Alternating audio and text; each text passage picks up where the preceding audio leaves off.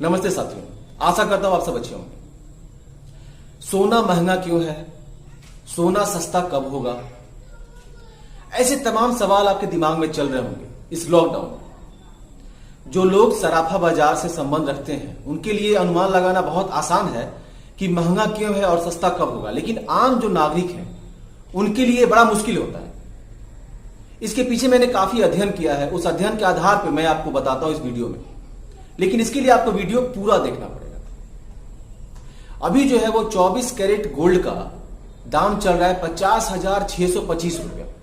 अभी तक के सबसे ऊंचाई के दाम पर। इतना महंगा कभी नहीं हुआ था।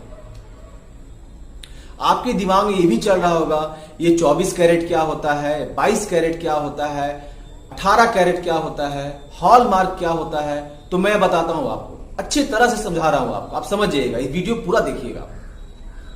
24 कैरेट गोल्ड जो होता है उसमें 99.9% गोल्ड का मात्रा होता है, प्योर गोल्ड होता है, जिसको हॉलमार्क के तौर पे 999 उसके पीछे छापा रहता है। आप देखिएगा एक नोट रहता है 999, इसका मतलब हो गया वो सोना 24 कैरेट है।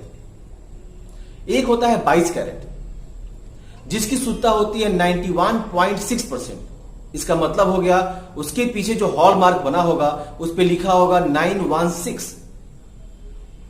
फिर आता है 18 कैरेट, उसके पीछे लिखा होगा 750, हॉलमार्क 750, मतलब 75% वो सोना शुद्ध होता है।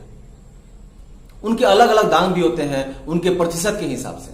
जैसे अगर 50,625 अगर 24 कैरेट का है तो उसका 91.6% आप निकालिएगा तो वो बाकी का निकल जाएगा, मतलब 22 कैरेट का मेकिंग चार्ज वो अलग से लगता है। अब सवाल ये उठता है इतना महंगा सोना क्यों हो गया? तो मैं आपको बताता हूं। हर देश अपने रिजर्व में सोना रखता है एक लिक्विडिटी के फॉर्म में, मतलब कि वो उनको वर्ल्ड बैंक को दिखाना होता है कि मेरे पास इतना एसेट है, इतनी संपत्ति मेरे पास रिजर्व में है। अभी जो है एक नंबर पे जो निर्यात करता है दूसरे देशों में वो है अमेरिका, यूनाइटेड स्टेट। वो सबसे ज्यादा करता है, तकरीबन 70% करता है। वो पूर्ति करता है बाकी देशों में सोने का, और उस लिस्ट में भारत 10वें नंबर पे आता है।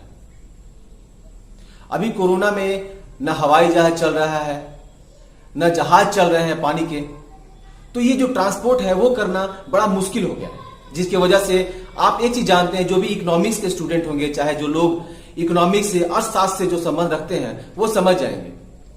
जब डिमांड बढ़ता है और सप्लाई कम होता है तो दाम बढ़ जाता है। वही दाम बढ़ा हुआ है। अब मैं आपको बताता हूं ये दाम कब होगा।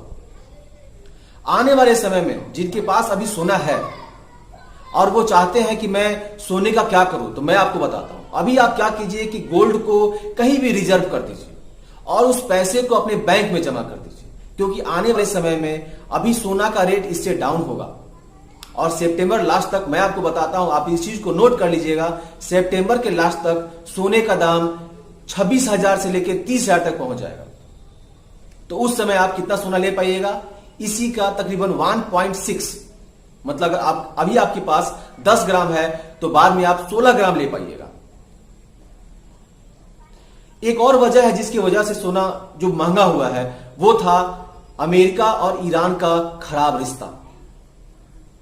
अमेरिका के ड्रोन को ईरान ने मार गिराया, फिर ईरान का जो सुरक्षा सलाहकार था उसको अमेरिका ने मार गिराया, जिसकी वजह से संबंध खराब हुए, खाड़ी देशों के संबंध खराब हुए, जिसकी वजह से कुछ फ्यूल्स के भी दाम बढ़े थे, लेकिन बाद में ठीक हो गया। लेकिन सोना का दाम उसके बाद से निरंतर बढ़ता गया, क्योंकि कहीं ना कहीं वो जो निर्यात कर रहा था उसमें कमी आ गई।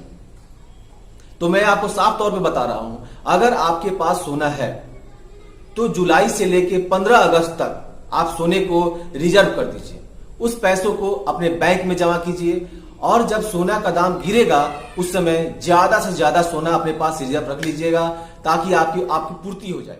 जब लॉकडाउन शुरू हुआ था तो सोना का दाम तकरीबन 34 से 35 हजार रुपए था, और महज 100 दिन के अंदर में सोने का दाम 50,000 पहुंच गया है, मतलब 1.5 गुना। तो आप समझ सकते हैं किस तरह की आपूर्ति पूरी की जा रही है, लेकिन सोना कोई खरीद नहीं रहा है, फिर भी दाम बढ़ रहा है। तो कहीं ना कहीं ये एक डिक्लाइन का संकेत है।